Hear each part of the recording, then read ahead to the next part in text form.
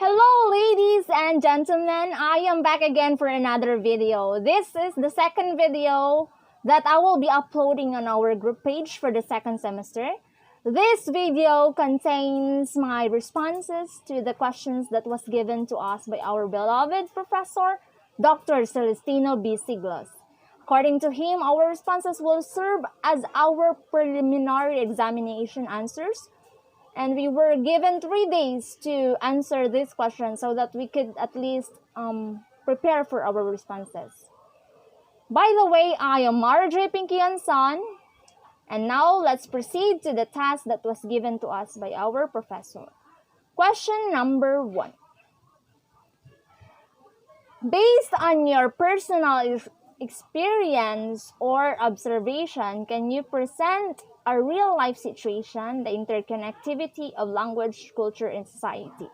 Present the relationship among language, culture, and society. Language, culture, and society are intricately connected or related to each other, in the same way as a culture affects the language. Language is a huge part of the culture. Culture is a part of every society. Culture, in fact, directly influences society because it affects the way people react to changes and ideas. In addition to that, to preserve and convey culture and cultural ties, language is used. Different concepts derive from different uses of language within one's culture. And the whole intertwining of these relationships starts at one's birth.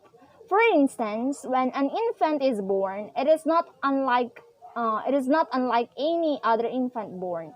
In fact, quite similar. It is not until the child is exposed to other surroundings that they become individuals in and of their cultural group. This idea, which describes all people as similar at birth. From birth, the child's life, opinions, and language are shaped by what it comes in contact with. Everyone is the same physically and psychologically or mentally. Although the relationships between the individuals or groups vary widely from place to place, behaviors which are acceptable will vary from location to location, thus forming the basis of different cultures. It is from these distinctions that one's view of the world is formed. Culture is the beliefs and practices that govern the life of a society, in which the vehicle of communication is a specific language. Therefore, the views of everyone depend on the culture that has influenced them, as well as being described using the language which has been shaped by that culture. The understanding of a culture and its people can be enhanced by the knowledge of their language. Second question, assume that you are already a practitioner of your own field of study. Can you present to us a situation wherein the social function of language is being applied? Okay. The social function of language refers to the way we relate language to our relationships with other people. This means it's how we use language and how we communicate in a social setting. Way back when I was a child, my dream career was to become a nurse. Now let's take that as an example. Assume that I'm already a practitioner of my own field of study at the hospital, and I got sick on the 4th day. I am going to call my boss and mentor, a physician named, let's just say, Dr. Celestino B. Siglos, and ask him to take the day off. There are an infinite number of ways of approaching someone, but we will stick to these 2 examples this time. First example, hey Celestino, I'm sorry boss, I am not feeling well. I have stomach ache. I'm gonna need to take the day off. Second example, hi Dr. Siglos, I'm sorry, Boss, I am not feeling well. I feel very sick today. I'm going to need to take the day off. Notice how both examples convey the same idea. The meaning of the word boss is the same. The meaning of needing to take the day off is the same. The direct meaning of what I am trying to say is the same. However, which of the examples uses word forms that are socially acceptable way to communicate with your with my example for your supervisor or the physician? So it's clearly the second example, right? Here, we're using terms like Dr. Siglas instead of Celestino, and I am going to instead of I'm gonna.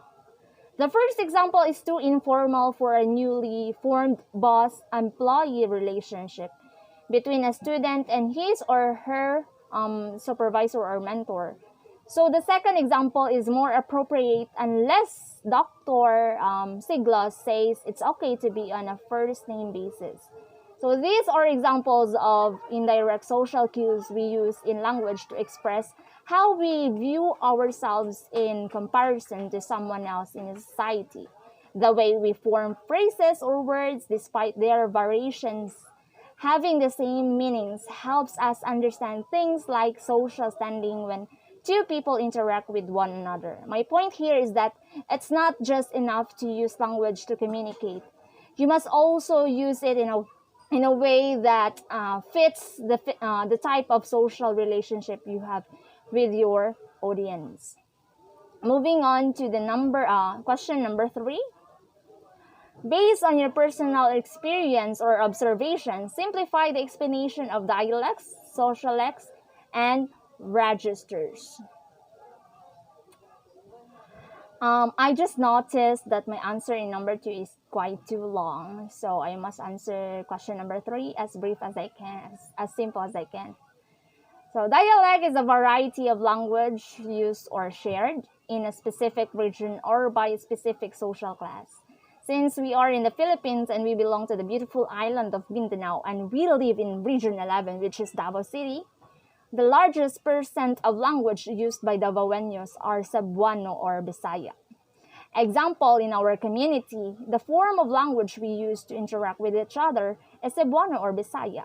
And that Cebuano is simply called dialect. On the other hand, sociolect or social dialect is a variety language associated with a social group. Example, in socio-economic class, an ethnic group, an age group, etc. So sociolects involve both passive acquisition of particular communicative practices through association with a local community as well as active learning and choice among speech or writing forms to demonstrate identification with particular groups. For instance, as what I've observed in some among older European American speakers in South Carolina, I think. One time I heard them utter words with the absence of R in words such as bear or bell, and court.